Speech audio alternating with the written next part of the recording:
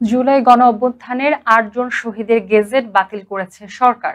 মুক্তিযুদ্ধ বিষয়ক মন্ত্রণালয়ের গেজেট অধিশাখা তালিকা থেকে তাদের নাম বাদ দিয়ে প্রজ্ঞাপন জারি করেছে। ৩ আগস্ট প্রজ্ঞাপনটি জারি করা হয়।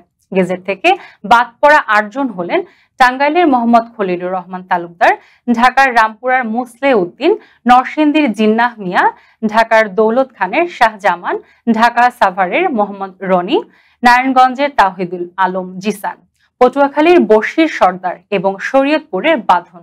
এই প্রজ্ঞাপনে বলা হয়, জুলাই গণ অভ্যুত্থানে শহীদ পরিবার ও জুলাই যোদ্ধাদের কল্যাণ ও পুনর্বাসন অধ্যাদেশ 2025-এর খ এর ধারা এবং রুলস অব বিজনেস অনুযায়ী এই ৮ জন জুলাই শহীদের গেজেট বাতিল করা হয়েছে। তবে কেন তাদের নাম বাদ দেওয়া হয়েছে সে বিষয়ে প্রজ্ঞাপনে কিছু বলা হয়নি।